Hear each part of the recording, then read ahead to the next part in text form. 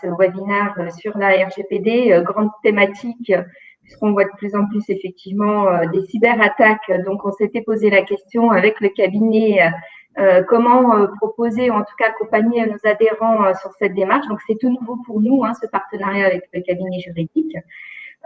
Donc, et aujourd'hui, on va juste vous présenter dans les grandes lignes et vous expliquer comment, en gros, gérer les protections des données de santé personnelles des résidents.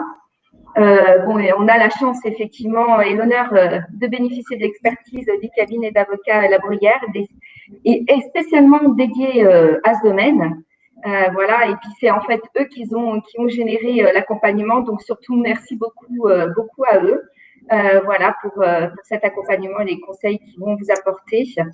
Maître La Bruyère est avocate en fait en droit numérique et elle évoquera effectivement ce cadre légal en vigueur. Et puis en plus, ça a aussi un moment privilégié en fait pour nous pour faire un point sur la législation et la mise en application des bonnes pratiques, puisque on pense avoir fait des choses qui étaient bien, peut-être pas forcément dans la globalité, donc ça permet de tout repositionner aussi. Et puis comme on vous l'a dit au long de l'intervention, si vous avez des questions, des observations ou autres, n'hésitez pas à communiquer par chat, puisqu'on ne vous entend pas. Et puis on est à votre disposition même par la suite. Si vous avez des observations à faire, n'hésitez pas, vous avez les adresses mail. Vous pouvez effectivement nous faire des retours. Voilà, merci beaucoup et je vous laisse entre les mains de Maître La Bruyère. Merci. Merci beaucoup Isabelle pour cette jolie introduction. Je suis très honorée de participer et de travailler avec vous. Alors, en effet, comme l'expliquait Isabelle, moi je suis avocate et également déléguée à la protection des données. Le cabinet que j'ai fondé maintenant il y a 3 ans ne traite que des sujets du droit du numérique. Alors, on fait le reste, mais on ne communique pas dessus. Donc, voilà, c'est vraiment notre cœur de métier. Alors, pour introduire ce webinaire, peut-être quelques chiffres pour vous donner une idée de l'ampleur du sujet. Donc, aujourd'hui, la sécurité des données, et plus spécifiquement la sécurité informatique, en quelques chiffres, c'est en 2020, en tout cas, de ce qu'on avait identifié, c'était 27 hôpitaux français qui avaient subi une cyberattaque. Depuis janvier, c'est 1 par semaine. Donc, voilà, c'est un rythme qui est quand même assez lourd. Ensuite, je vous ai mis le montant de l'amende infligée par la CNIL auprès de 2 médecins libéraux pour violation de l'obligation de sécurité, qui est une obligation qui est dans le RGPD que je vais vous présenter juste après. 9 000 € répartis sur ces 2 médecins. Donc, c'est assez dur en pleine pandémie d'annoncer la sanction de 2 médecins. Et je pense que le message, il voulait aussi être clair, c'est-à-dire que petit, d'accord, mais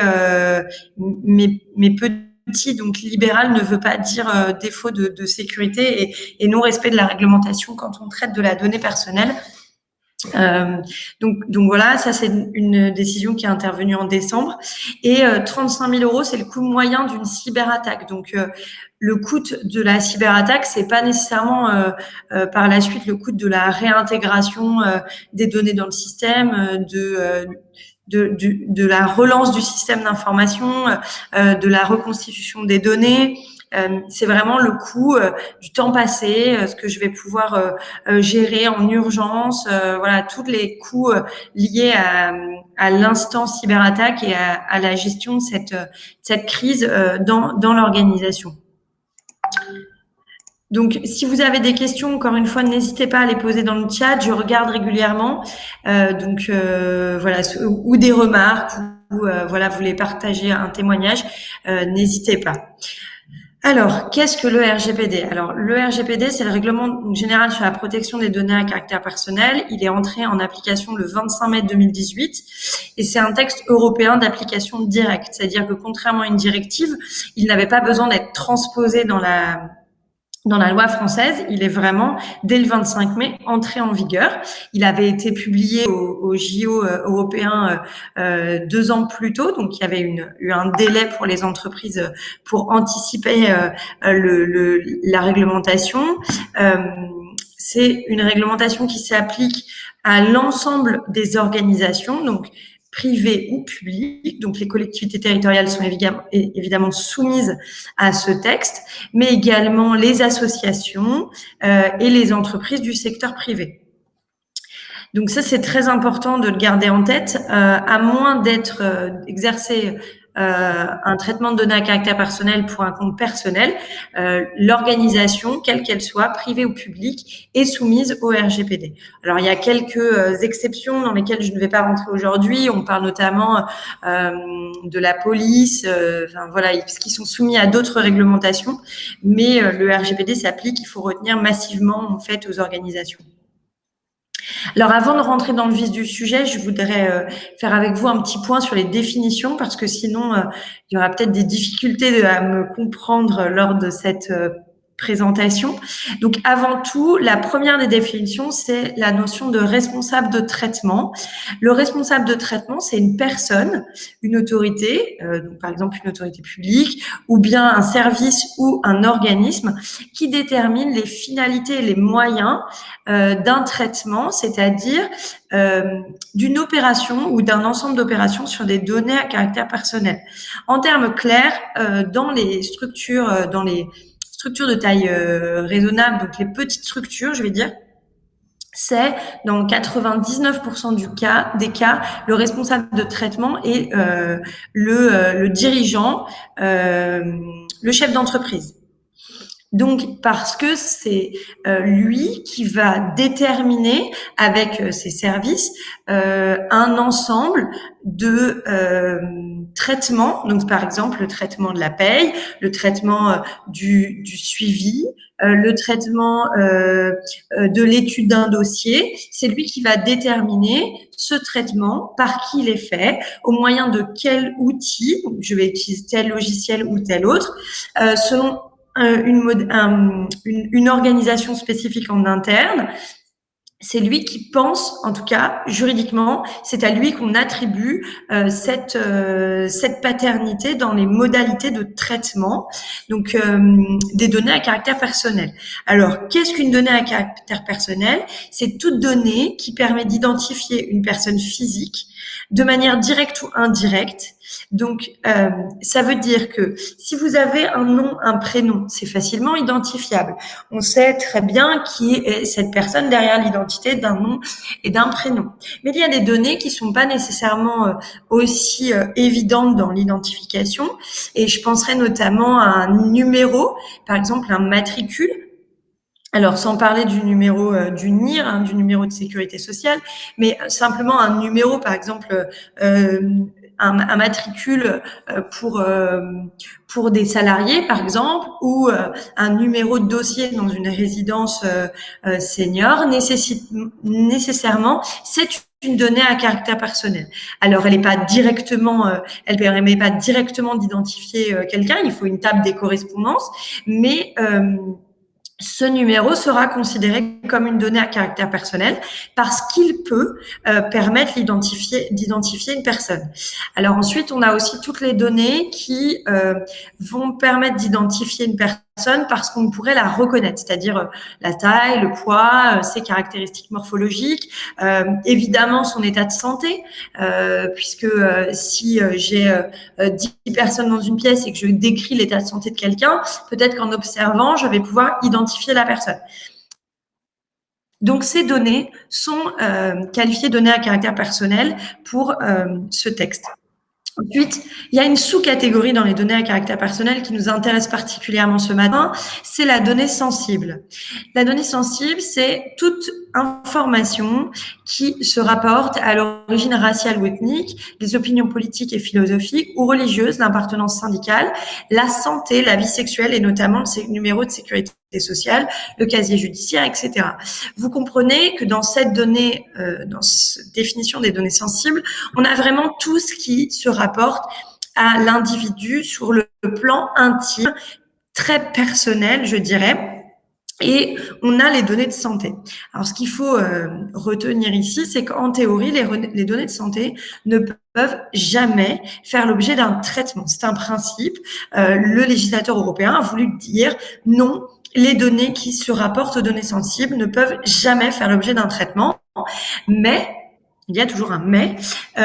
Évidemment, dans le cadre de certaines obligations légales, de certaines activités, il est nécessaire pour la réalisation de cette activité ou de ses obligations légales de traiter ces données sensibles. Donc, il y a nécessairement un équilibre à trouver entre les dispositions du RGPD et les autres dispositions légales auxquelles les organisations sont soumises.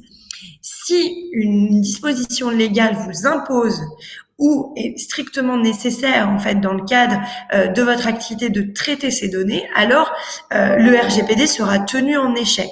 Et ça, c'est vraiment important de s'en souvenir parce que il y a constamment ce besoin d'équilibre entre mon obligation légale, le RGPD, et comment je vais trouver le bon équilibre. Parce que dans les dispositions légales sur lesquelles vous êtes soumis, il y a rarement l'exhaustivité de la manière dont on peut réaliser le traitement. On va pas savoir combien de temps je peux garder les données, on va pas savoir exactement quelles données j'ai le droit de traiter. Souvent, les dispositions légales sont extrêmement larges et donc on va dire par exemple on va dire les données médicales, les données se rapportant à l'état de santé. Mais quelles sont-elles? Où est-ce que je commence? Où est-ce que je m'arrête? Donc c'est à l'aune de l'ensemble de ces réglementations qu'on va trouver la bonne marche à suivre. Ensuite, la notion de traitement. Le traitement, c'est toute opération ou ensemble d'opérations qui sont effectuées ou non à l'aide de procédés automatisés et qui sont appliqués à des données ou à des ensembles de données. Quand je vous ai dit ça, je vous ai rien dit parce que en réalité, la définition, comme les autres d'ailleurs, sont des définitions extrêmement larges parce que le législateur européen a voulu être très ferme sur la volonté de ne pas permettre des truchements, des petites cachettes que les organisations pourraient utiliser pour ne pas respecter la réglementation.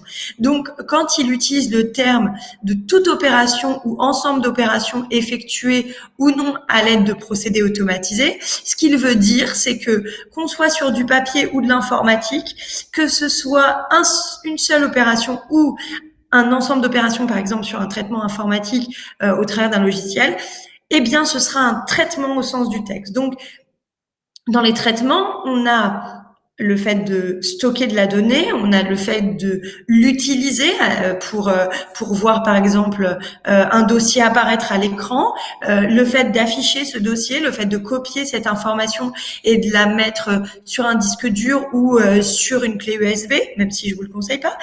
On aurait également toutes les opérations qui visent à l'archivage. On a également toutes les opérations qui sont en lien avec la destruction, parce que la destruction, c'est un traitement négatif. On va réaliser un effacement, mais c'est quand même une opération sur de la donnée. Après, elle n'existe plus, mais quand je fais supprimer, c'est un traitement. Et donc, il faut vraiment avoir conscience que finalement, tout est un traitement. A priori, tout est un traitement. Vous pouvez le résumer comme ça. Donc, s'il vous plaît, n'ayez pas peur, parce que même si tout est un traitement et que les définitions des données à caractère personnel est extrêmement large, on va le voir après. Finalement, tout ça, c'est parfois, j'essaye en tout cas de le présenter comme ça, parfois un peu une chance aussi pour les organisations, vous allez comprendre. Ensuite, une atteinte aux données, c'est une destruction, une perte, une altération, une divulgation ou un accès non autorisé de manière accidentelle ou illicite.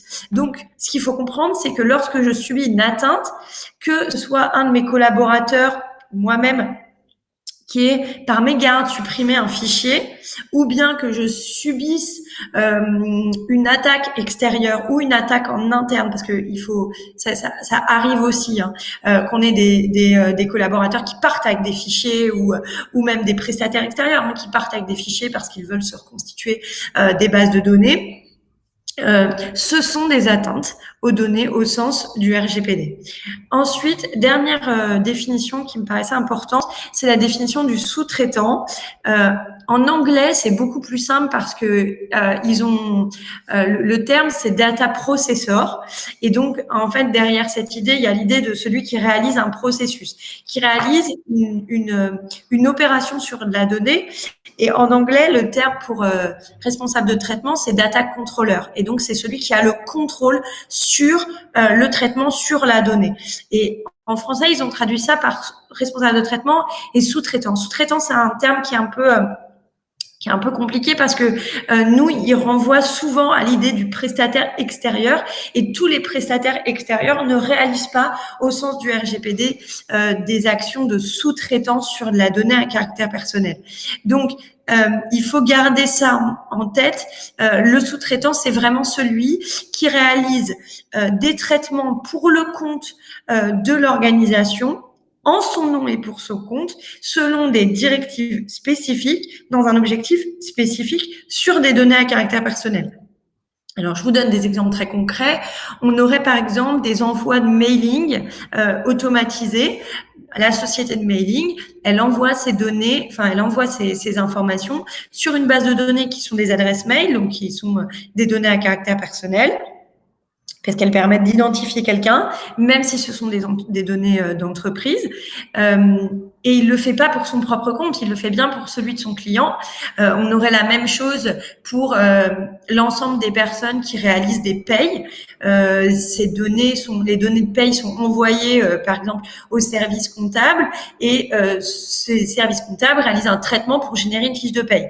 Ce n'est pas pour lui-même que le cabinet d'expertise comptable réalise ce traitement, il le fait bien pour son client. Il est en ce sens le sous-traitant au regard du RGPD.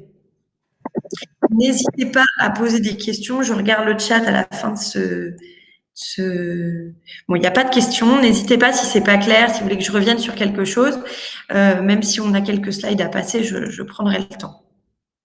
Alors, les grands principes du RGPD. Alors, c'était pour moi important, même si on va y passer un peu vite, de vous rappeler ça. Encore une fois, je vous laisse la présentation. Vous aurez le support d'ici une quinzaine de jours afin que nous l'enrichissions de vos questions si vous en avez. Si évidemment vous en avez pas, ça ira beaucoup plus vite.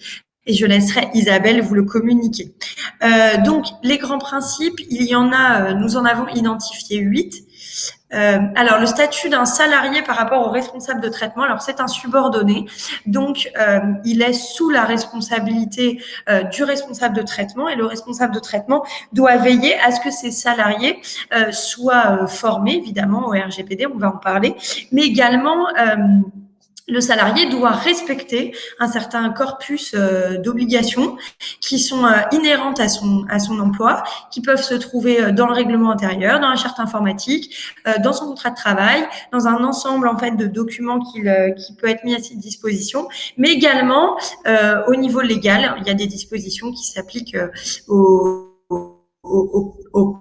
personnes dans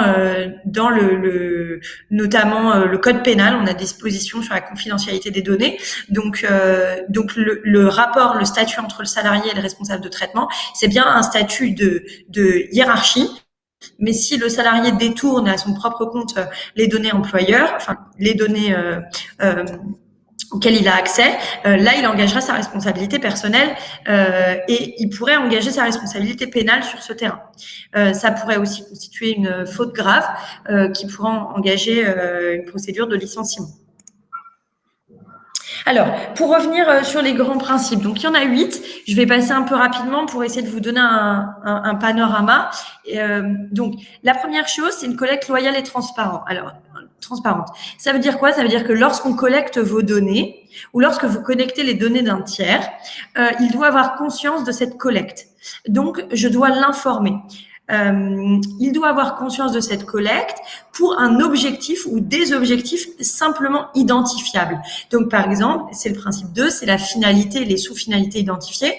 Lorsque je suis sur un site en ligne et que je rentre des données, je dois comprendre pourquoi je les saisis. Est-ce que c'est clair dans l'œil de celui qui remplit le formulaire, qui remplit le dossier, qui saisit ces informations, je collecte ces informations pour des finalités, est-ce qu'elles sont identifiables? Je fais une collecte et un traitement proportionné. Qu'est-ce que ça veut dire? Ça veut dire que quand je collecte une information, je collecte ce qui est strictement nécessaire à la réalisation du traitement. Et là, je vous donne un exemple. Lorsque je suis sur un site et que j'ai un formulaire contact, par exemple, je voudrais avoir des informations en vue de l'inscription dans un établissement ou un événement, je vais aller sur le formulaire contact. Et là, on va me demander un certain nombre d'informations. Mon nom, mon prénom, mon email, mon numéro de téléphone, mon adresse postale, et on va mettre une zone de commentaires. Si je veux simplement m'inscrire à un événement, est-ce que l'ensemble de ces informations est nécessaire? Ou est-ce que ça va trop loin? Est-ce que finalement, je ne pourrais pas déduire de la collecte de ces informations que l'organisme qui les collecte va en faire autre chose? Par exemple, si un événement, par exemple en ligne, comme vous êtes inscrit pour ce webinaire, vous avez donné votre adresse mail à Isabelle, vous n'avez pas nécessairement donné votre adresse postale personnelle. Parce que ça n'a pas de sens. Je vais avoir un webinaire en ligne, j'ai pas besoin de vous envoyer une carte postale. Donc je n'en veux pas. Parce que je n'ai pas de traitement derrière ça, ça n'a pas d'intérêt. Donc, lorsqu'on collecte des données à caractère personnel en ligne, il faut vraiment, ou bien sur un formulaire, il faut vraiment se poser la question de quoi j'ai besoin en vue, par exemple, de l'inviter à mon événement parce que cette personne souhaite y participer, ou en vue de collecter un dossier pour l'inscrire sur une liste d'attente, par exemple. En fonction de la liste d'attente, de l'objet de la liste d'attente, je vais vérifier l'éligibilité de la personne. À quel moment je fais cette vérification de l'éligibilité? Est-ce que c'est juste au moment de l'inscription ou est-ce que c'est dans un second temps? De quelles données j'ai strictement besoin pour évaluer son éligibilité dans le cadre de ce dossier? Et ça m'amène à un quatrième principe qui est la conservation limitée. Combien de temps je vais avoir besoin de conserver cette donnée? Est-ce que une fois l'événement passé, je vais jeter cette donnée, ou bien je l'invite à s'inscrire sur une newsletter, je l'invite à s'inscrire à un cycle de conférences. Donc là, je vais garder la donnée plus longtemps puisque je vais la réinviter de manière systématique. Elle aura plus à s'inscrire. Par exemple, je vais lui envoyer un lien direct, elle va dire oui, non. Ou bien la donnée pour lequel le traitement pour lequel elle m'a confié ces données, par exemple dans le cadre d'une éligibilité d'un droit ou d'un accès à un service spécifique, va nécessiter un traitement plus long, va nécessiter par exemple un suivi. Alors, combien de temps je vais garder la donnée? Évidemment, tout le temps de mon suivi. Et puis, combien de temps a posteriori? Parce que il y a des dispositions légales, il y a de la prescription légale qui peuvent s'appliquer.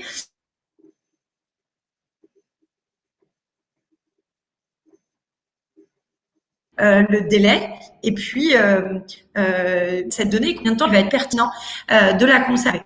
Ensuite, je vais protéger les individus en leur donnant des droits sur les données qui m'auront confiées.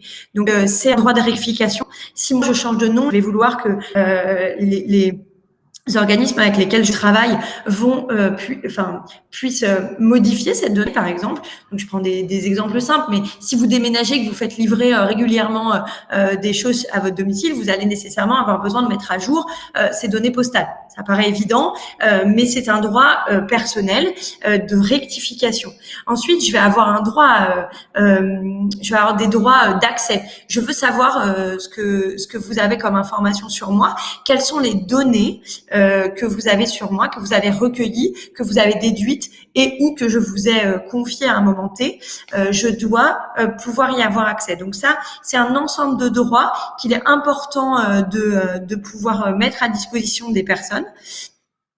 Et ensuite, j'ai laissé les trois principes que je n'ai pas encore exposés, mais je veux vraiment que vous ayez conscience que l'humain et donc vous-même êtes vraiment au cœur de cette réglementation du RGPD. L'idée, c'est vraiment de redonner le pouvoir de l'humain sur sa donnée. Donc, cette donnée, elle est utile évidemment pour les patients que vous pouvez avoir, pour les allocataires que vous avez, pour l'ensemble des personnes avec qui vous travaillez, mais elle est aussi importante pour vous-même. C'est-à-dire que ce que je voudrais que vous compreniez, c'est que ce RGPD, il s'applique pour vous dans le cadre de votre activité, mais il s'applique aussi pour vous en tant qu'individu, et ça, c'est fondamental.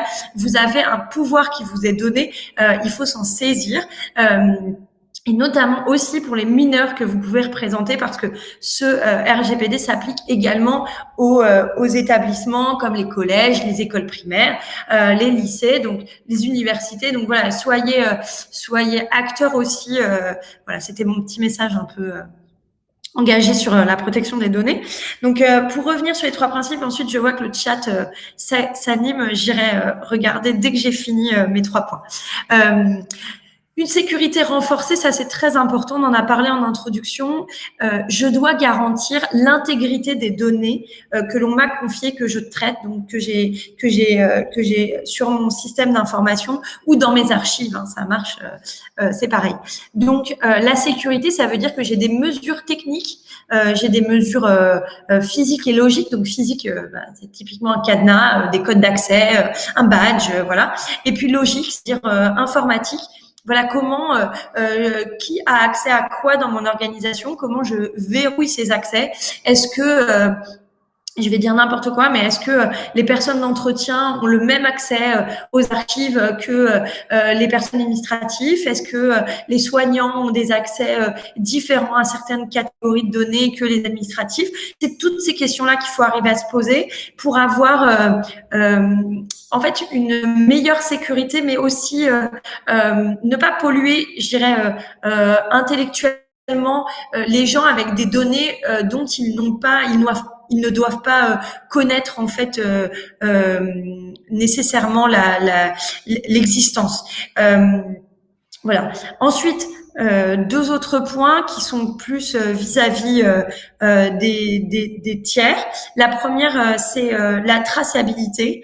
Donc, je dois avoir une traçabilité sur mes données pour répertorier ces données et être en capacité, en cas de contrôle interne, en cas de contrôle aussi externe, de démontrer ma conformité. Donc, je dois établir un registre des traitements. Ça, c'est le document absolu qui retrace les traitements.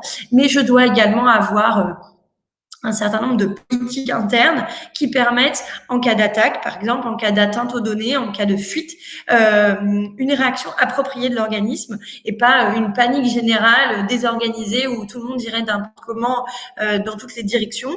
Je dois avoir une capacité de réflexion.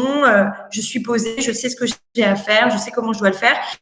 Et ça me permet aussi d'absorber le choc et de ne pas désorganiser les services outre mesure qui ont évidemment d'autres priorités au quotidien. Et ça, c'est bien normal. Ensuite, une responsabilité encadrée. Ça veut dire quoi? Ça veut dire que je ne confie pas les données que je traite à des tiers sans vérifier que eux-mêmes ont un degré de conformité suffisant et qui vont eux-mêmes avoir une éthique vis-à-vis de ces données que je vais leur confier, parce que finalement ce que je vais confier c'est la vie en fait des personnes. Quand on confie des données, on confie une identité, on confie un parcours de vie, on confie des choses très précieuses. Et donc comment je vais m'assurer de la sécurité que ce sous-traitant en fait au sens du RGPD va apporter à ce soin que va apporter aussi ce sous-traitant aux données que je vais lui confier. Ça, c'est vraiment essentiel. Alors, que se passe-t-il sur le chat? J'ai un accès restreint. Ai-je un accès restreint aux données de mon association pour handicapés? Alors ça dépend de ce que votre association a décidé de mettre en place comme droit d'accès. Si vous êtes secrétaire, j'aurais tendance à dire que vous avez nécessairement accès à un ensemble de données qui sont en lien avec le suivi administratif. Est-ce que vous avez également besoin d'avoir accès? Mais j'ai pas la réponse parce que c'est vraiment très lié à l'organisation. Est-ce que vous avez besoin d'avoir accès à l'ensemble des données des handicapés de votre association, c'est-à-dire des données de santé, des données de soins, l'historique médical, voilà. Ça, en fonction de ce que vous avez, si vous n'avez pas besoin, il faut pas y avoir accès, parce que si vous n'y avez pas besoin, si vous n'avez pas besoin d'y avoir accès, si c'est pas nécessaire à votre activité, eh bien, en fait, c'est un risque qu'on vous fait prendre, qui est un risque finalement assez inutile. Mais des deux côtés, c'est-à-dire que vous avez une charge mentale d'avoir la possibilité d'avoir accès à ça, alors qu'en fait, si vous en avez pas besoin, c'est pas nécessaire qu'on vous laisse l'accès. Et ça évitera si votre poste subit une atteinte ou qu'il y a, il y a un problème sur votre poste de travail, qu'on ait accès à ces informations-là. Ça me paraît important de ne pas avoir accès si vous n'en avez pas besoin. Quels sont les moyens de contrôle que vous pouvez mettre en place vis-à-vis des prestataires? Alors, il y a un ensemble de moyens de contrôle. Le premier d'entre tous, c'est de mettre à jour vos conditions générales d'achat ou de vente en fonction de là où vous vous placez.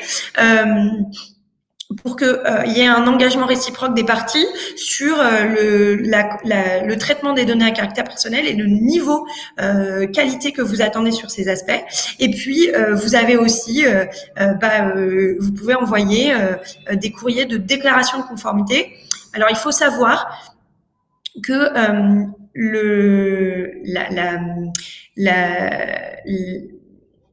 les niveaux d'attente élevés vis-à-vis des prestataires, ou en tout cas juste le fait qu'ils respectent la réglementation, peuvent souvent être un moyen de rupture contractuelle. Je m'explique. Vous avez une obligation légale de respecter le RGPD comme vos sous-traitants. Je confie de manière récurrente des données à un prestataire, par exemple d'archives, et finalement, ce contrat ne me convient pas. J'ai un fonctionnement très compliqué. J'arrive pas à avoir accès à mes données de manière simple. C'est pas très clair. Voilà, je vais utiliser ce levier, faut le dire comme ça, pour regarder le niveau de sécurité. Et si j'ai pas un niveau de sécurité adéquat, si j'ai pas un degré de conformité adéquat, moi, en tant que responsable de traitement, je peux décider de ne plus faire appel à cette société. Alors, je dois me garder évidemment de rupture brutale de relations commerciales, ça va sans dire, mais je vais pouvoir justifier la non-reconduction ou la rupture avec un préavis raisonnable en disant, moi, les garanties que vous m'apportez ne sont pas suffisantes, donc soit vous vous mettez en conformité et vous m'apportez la preuve de cette conformité, soit le contrat va aller à son terme, soit je vais mettre fin au contrat parce que je ne peux pas continuer de rester en relation commerciale avec avec une entreprise qui n'a pas les mêmes degrés d'exigence et qui en fait, par essence, ne respecte pas la réglementation. Donc ça, c'est vraiment un levier qui est assez fort et des moyens. Eh bien, voilà, il y a un certain nombre de choses. Après, vous pourrez réaliser des audits, mais j'ai pas envie de vous emmener vers des méthodes qui sont disproportionnées peut-être par rapport à votre activité. Il faut avoir sur la réglementation une vue très pragmatique entre il faut respecter la réglementation, ça c'est basique, mais aussi il y a un choix. On a une activité, vous avez tous une activité essentielle qu'il faut mener. Donc c'est pas possible de dégager des mois de travail sur la mise en œuvre du RGPD au sein des organisations, et il y a nécessairement ce besoin de proportionnalité. Donc, je voudrais pas vous emmener sur des choses compliquées, mais vous pourriez aussi inclure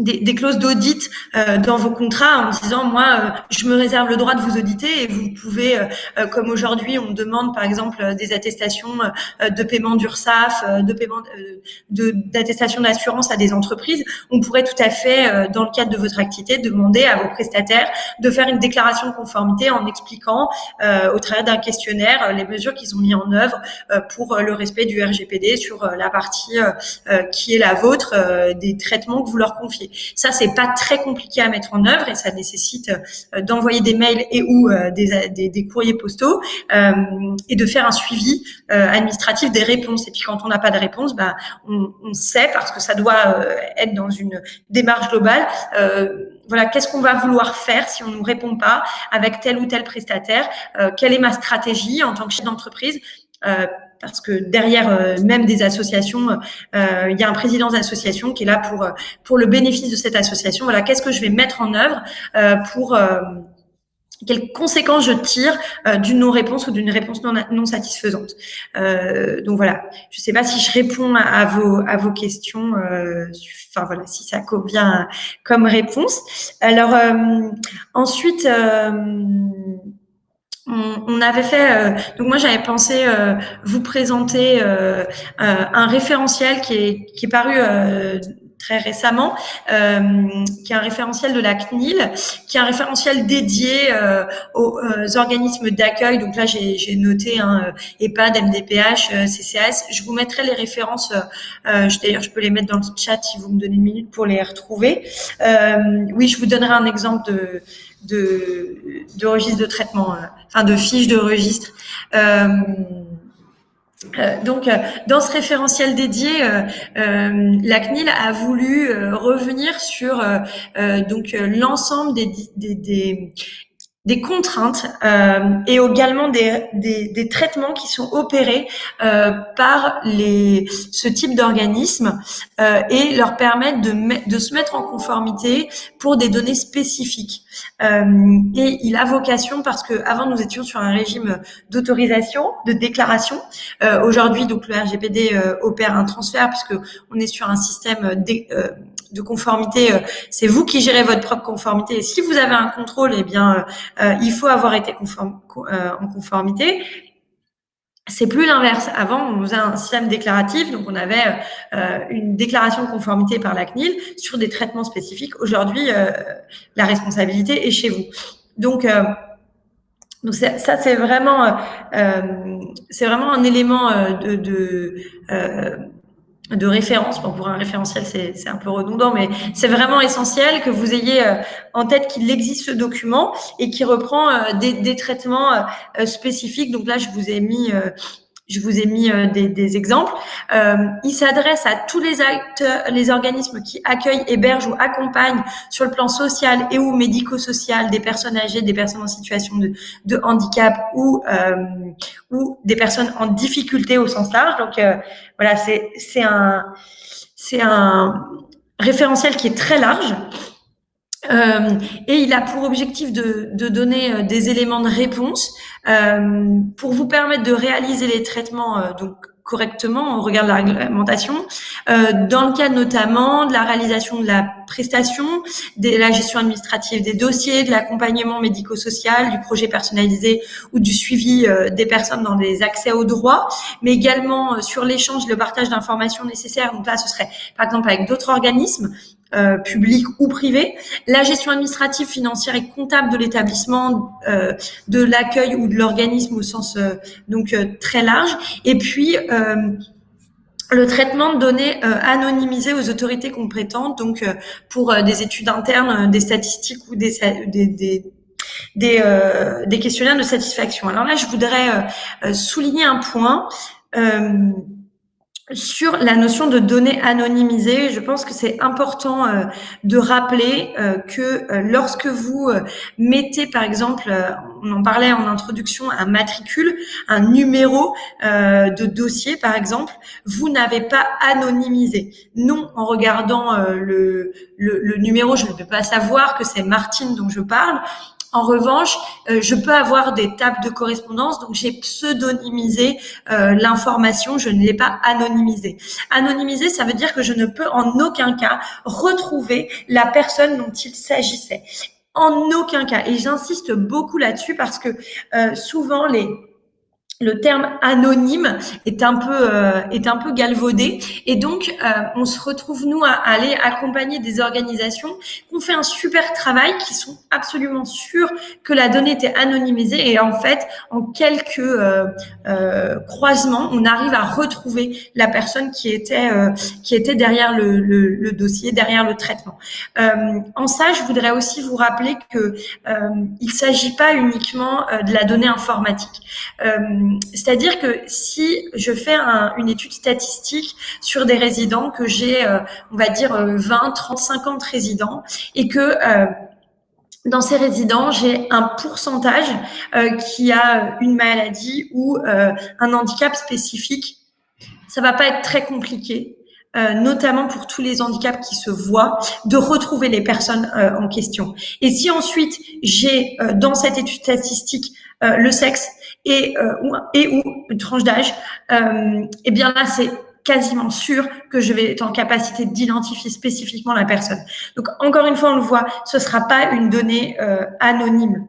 Donc voilà, soyez très vigilants sur le recours à cette notion d'anonymiser, parce que c'est souvent pas anonymisé, c'est souvent pseudonymisé. Et donc, ce qu'il faut retenir, c'est que là, quand c'est pseudonymisé, le RGPD s'applique complètement. Et je ne peux pas, je ne peux pas me soustraire aux obligations en termes de sécurité, en termes d'accès, etc. Donc il faut vraiment être très vigilant sur ces points. Et avant de répondre aux questions du chat, je voudrais également insister sur le fait que vous pouvez tout à fait faire de la donnée statistique. Et ce que je pourrais vous conseiller en réalité, c'est quand vous réalisez ce type de statistiques, essayez de le faire sur des périodes finalement extrêmement longue. Si vous avez une période longue, on va dire, enfin même sans que ce soit 20 ans, mais si vous avez des études statistiques à 5 ans, par exemple, là, mon exemple de retrouver une personne avec un handicap qui se voit de sexe, par exemple, masculin, il va commencer à être beaucoup plus compliqué parce que je ne peux pas savoir si la personne est toujours ou non dans l'établissement. Si je suis sur un délai de 5 ans, ou de 10 ans, je vais avoir une statistique qui sera beaucoup plus compliquée à retrouver. Enfin, je vais avoir du mal à retrouver les personnes. Si je fais une statistique sur une année, sur 2 ans, là, l'identification de la personne est beaucoup plus simple. Mécaniquement, en fait, on retrouve. Logiquement, on arrive à identifier quelqu'un avec des croisements, avec un système d'observation. Donc, voilà, c'est les éléments que je pouvais vous apporter sur ce point. Alors, je prends les questions du chat.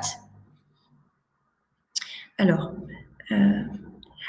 sur les exemples de registres, je pourrais vous en donner les éléments que j'expliquais là sur les différents traitements qui sont couverts par le référentiel. C'est important de les avoir en tête. Le référentiel donne des pistes, mais il ne vous permet pas d'établir le registre. Il faut vraiment... C'est une réglementation qui colle à votre organisation. Donc, ce qui va marcher pour une ne marchera pas nécessairement pour une autre organisation. En revanche, la CNIL a donné des documents modèles. Donc, ne cherchez pas midi à 14h. Prenez ces documents modèles pour établir vos registres, pour établir vos fiches de traitement. En tant que salarié responsable de traitement de la paye, je suis sous-traitant du responsable de traitement. Quelle qualité, en plus de celle définie dans la relation de travail? Alors non, vous n'êtes pas sous-traitant. Un sous-traitant, c'est une organisation extérieure à l'organisation du responsable de traitement. Vous opérez le traitement pour le compte du responsable de traitement dans le cadre de votre fonction de salarié. Vous n'êtes pas sous-traitant au sens du RGPD. Vous n'êtes pas, sauf dans les grands groupes. Si je suis dans un grand groupe, la paye est gérée par la maison mère, on va dire, et je fais ce fichier paye pour l'ensemble des filiales. Là, effectivement, je pourrais avoir une relation de sous-traitant entre ma maison mère et mes filiales.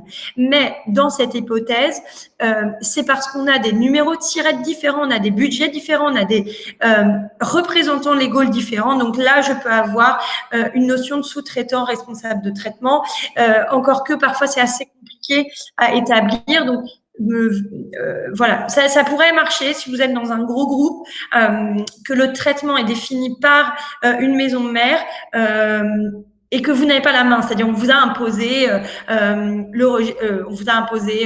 l'outil pour le faire, on vous a imposé la méthodologie pour le faire, on vous impose un timing, on vous impose les données, effectivement.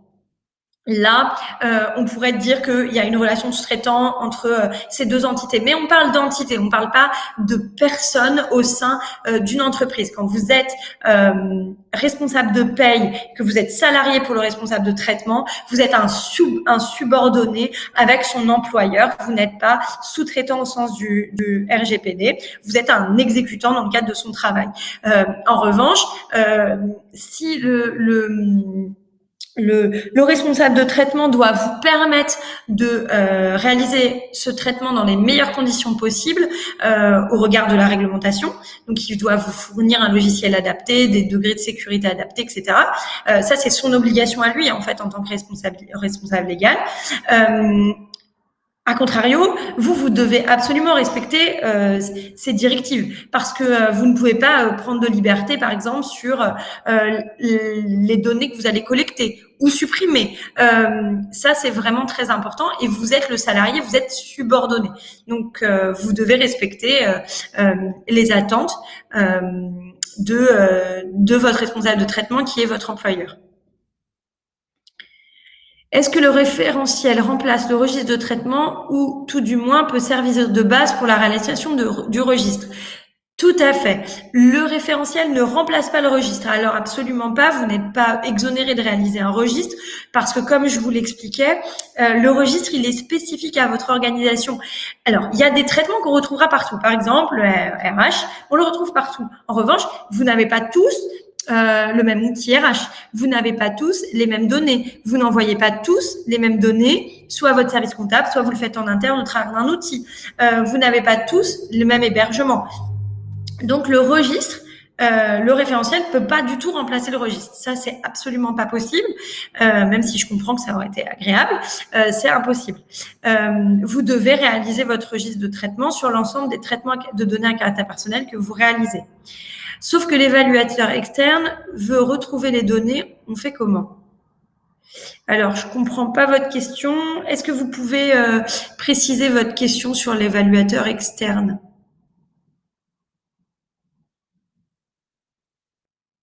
Je vous propose qu'on patiente une seconde le temps qu'elle écrive sa question, enfin, qu'elle précise. Donc, je pense que c'était sur la question des tiers et des sous-traitants.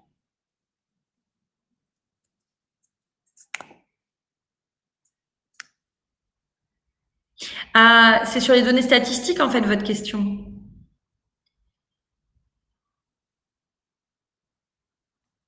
J'attends qu'elle précise. Alors, je vais, le temps de la précision, je vais vous projeter un autre slide, donc qui est, alors, ah oui, voilà, la préciser. On peut anonymiser les données alors que ce serait bien, mais l'ARS nous oblige à une traçabilité. Alors, voilà exactement le parfait exemple de ce que je vous donnais tout à l'heure. Lorsque vous avez une obligation légale de conservation et ou de traçabilité, comme l'exemple qui nous est donné, alors vous ne pouvez pas anonymiser. Vous avez une obligation légale de traçabilité. Donc, vous devez les conserver quelque part. Là, à ce moment-là, le RGPD doit être lu à l'aune de cette réglementation spécifique qui vous est appliquée. À aucun moment, le RGPD ne va venir en supériorité par rapport à une disposition légale déjà en place ou même a posteriori qui viendrait vous donner des obligations spécifiques. Jamais. Si on jouait à pierre, ciseaux, feuille ciseaux, eh bien le RGPD s'écrase toujours devant la réglementation spécifique qui vous impose une traçabilité, une conservation, une collecte spécifique, etc. Là, vous avez une obligation légale de le faire, c'est la base, la base légale de votre traitement, c'est ce qu'il y aura dans votre registre pour justifier votre traitement. Et là, il n'y a pas de questions à se poser. Il y aura par contre des questions en termes de sécurité, de conservation, où est-ce que je vais conserver cette traçabilité? Est-ce que je la mets en base active? Est-ce qu'elle est en base intermédiaire? Qui y aura accès? Est-ce que tout le monde y a accès comme les données quotidiennes? Ou est-ce que ce sont des données qui sont isolées sur le système d'information et où seules quelques personnes ont accès? Voilà, c'est ces questions-là auxquelles vous allez répondre sous l'angle de RGPD. Mais sur la question de je conserve ou je conserve pas, quand j'ai une obligation de conserver, je conserve. Voilà. Est-ce que ça répond à votre question?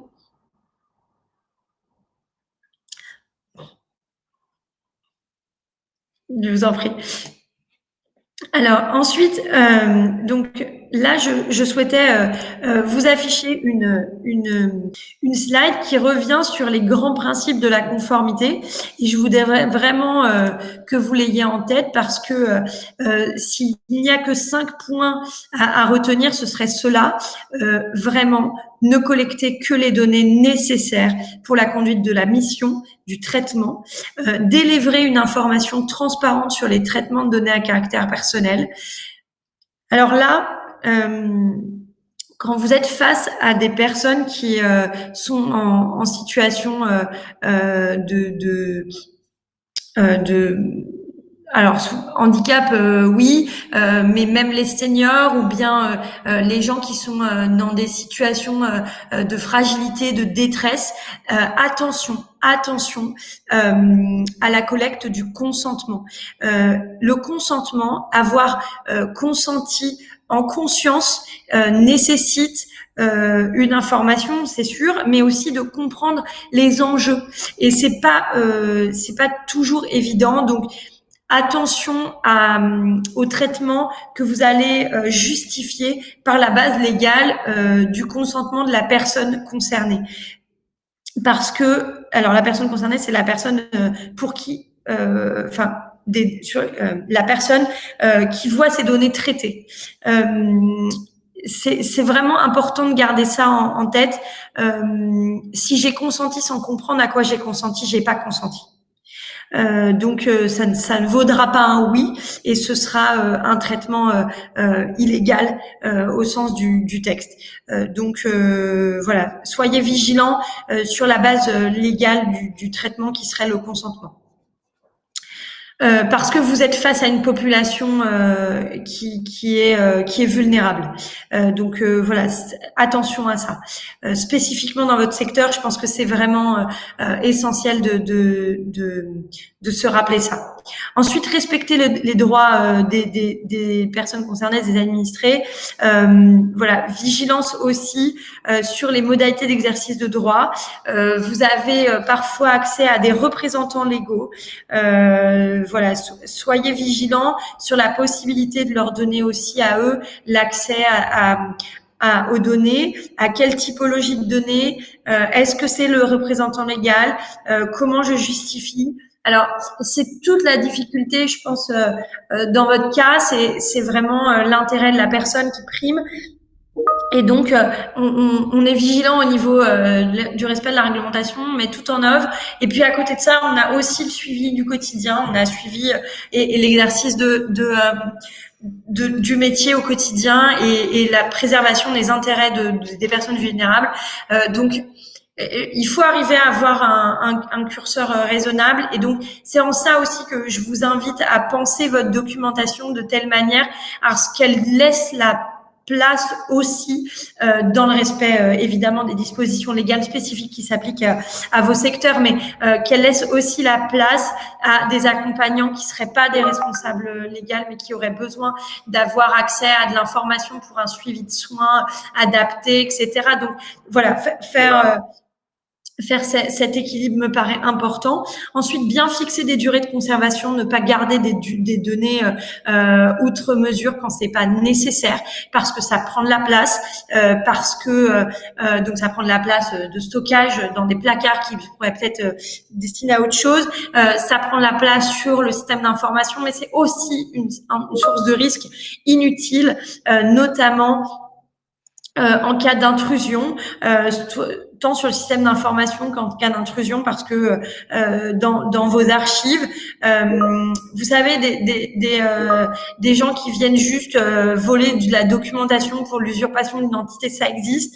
Et donc voilà, c'est aussi à ça qu'il faut être vigilant.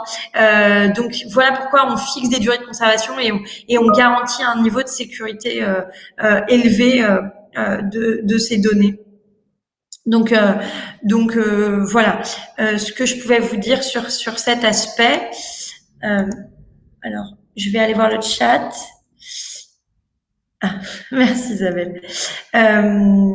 Donc du coup, dernière slide, je voudrais venir sur le terrain donc de l'intérêt de la mise en conformité au RGPD. C'est vraiment donc une rationalisation de l'organisation et de l'établissement. Là, on avait l'exemple de l'accès de la secrétaire à un certain nombre de données de soins. Si ça ne sert à rien, ne pas lui donner, ça n'est pas une offense. Que de décider que des métiers n'ont pas accès à certaines données et inversement. On n'aurait pas idée, parce que c'est souvent épidermique comme réaction, de donner accès à la paye, aux fichiers de paye, au montant des rémunérations, à l'ensemble des collaborateurs d'une entreprise. Ça, souvent quand je dis ça, on me dit évidemment non. À l'inverse, pourquoi on donne accès à d'autres données à l'ensemble des acteurs de l'entreprise? Il n'y a pas que la paye, il n'y a pas que l'argent, il n'y a pas que les données bancaires, il y a aussi toutes les autres données qui sont évidemment et éminemment presque, à mon sens, plus importantes.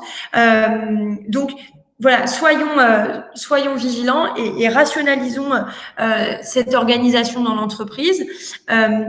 On a aussi une meilleure identification des besoins des patients /clients /partenaires. Voilà, c'est à entendre au sens large. Pourquoi? Parce que quand on n'est pas noyé sous des flux d'informations dont on n'a pas besoin, on peut se concentrer sur les informations dont on a besoin, et c'est quand même ça l'essentiel. Faire preuve de transparence aussi, c'est un gage de confiance, et ça permet de renforcer le lien de confiance.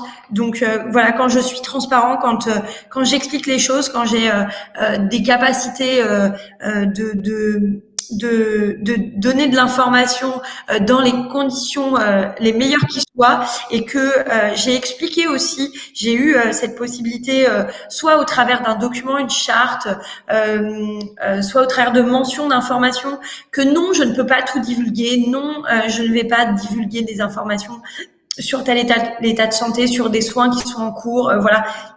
Ou que ces transferts d'informations se font selon des modalités spécifiques, au travers de documentation spécifique. Eh bien, je rassure aussi et je m'évite, même si je sais, les gens ont besoin qu'on leur répète les choses pour comprendre que non, c'est pas par là, mais c'est vers un autre service qu'il faut s'adresser. À force, ça permet quand même d'améliorer les échanges et de fluidifier les échanges. Ça évite aussi les demandes de droits des patients et ou de leurs représentants légaux, parce que excédé, on peut vite faire des demandes de droits parce que on veut avoir des informations, on considère qu'on nous répond pas, et du coup on réagit un peu de manière épidermique. Donc ça évite aussi ça. Et puis, ça permet aussi de se protéger des risques de cybermalveillance et plus largement des risques internes de failles de sécurité. Et là, je voudrais vous rappeler que, en fait, aujourd'hui, on parle beaucoup de cyberattaques. J'entends aussi beaucoup j'ai beaucoup de personnes qui me disent, mais moi, je peux pas me faire cyberattaquer, je ne dispose de rien, c'est inintéressant, j'ai pas de budget, voilà. Mais en réalité, c'est pas comme ça que ça se passe. Pour prendre une métaphore sur la situation actuelle, un virus informatique, une attaque informatique, c'est comme la Covid. Elle ne choisit pas son hôte. Il y a un hôte, elle y va. Et elle ne réfléchit pas. Il n'y a pas derrière ces attaques quelqu'un qui délibérément vise quelque chose. Alors, ça peut arriver, mais dans la plupart des cas, ça n'est pas le cas. Donc, c'est vraiment un microbe, c'est vraiment un virus. Il s'installe là où il y a une faille, là où il y a une faiblesse de l'organisme. Et là, votre système d'information, finalement, fonctionne comme un organisme humain, il a une faille et on s'engouffre dedans. Voilà alors c'est pas très réjouissant comme fin. Alors pour finir peut-être sur une note un peu plus positive, je pourrais vous dire que les mises en conformité, ça n'est pas ni l'apanage des grands groupes, ni l'Everest à gravir. C'est quelque chose qui est faisable, c'est quelque chose qui est bénéfique pour l'organisation et qui n'est vraiment pas insurmontable et qui ne nécessite pas une implication incroyable des équipes pendant des périodes extrêmement longues. Ça nécessite une méthode, ça nécessite parfois un accompagnement pour décharger aussi sur certains aspects, et ça nécessite une volonté en fait de vouloir se saisir de ce sujet, même si c'est une obligation légale. Aujourd'hui, je déplore qu'encore trop peu d'organisations se saisissent de ce sujet, même si c'est en train de changer finalement à cause des cyberattaques et du souci aussi que les Français se font sur leurs données. Voilà comment je pouvais conclure. Je vous remercie beaucoup d'avoir participé à ce webinaire. Vous pouvez nous suivre sur les réseaux, sur LinkedIn. Vous pouvez également nous suivre parce qu'on a un podcast qui s'appelle La Robe Numérique et un blog du même nom. Donc voilà. Si vous avez d'autres questions, n'hésitez pas à nous les communiquer, soit Isabelle, soit moi-même. Il y a pas de problème pour y répondre du coup dans un second temps. On enrichira le support de vos questions. Donc la question sur les salariés, les employeurs, l'accès aux données, et puis la question de l'ARS aussi. Et voilà, n'hésitez pas à nous contacter. Merci beaucoup pour votre attention et votre participation au webinaire. Isabelle, veux-tu rajouter quelque chose? Merci beaucoup pour votre participation. Je vous renverrai la présentation qui a été faite par mail. N'hésitez pas à faire un retour. Et effectivement, donc le cabinet juridique est à votre disposition. C'est un partenaire ami d'eux pour vous accompagner, faire des audits ou des formations en fonction de vos besoins. Ça sera au cas par cas. Donc, n'hésitez pas à formuler la demande si vous en ressentez le besoin. Voilà, en tout cas, merci beaucoup. Merci beaucoup en tout cas. Bonne journée à tous et à très bientôt. Merci Isabelle pour cette belle opportunité. Et puis à très vite. Merci. Au revoir. Au revoir.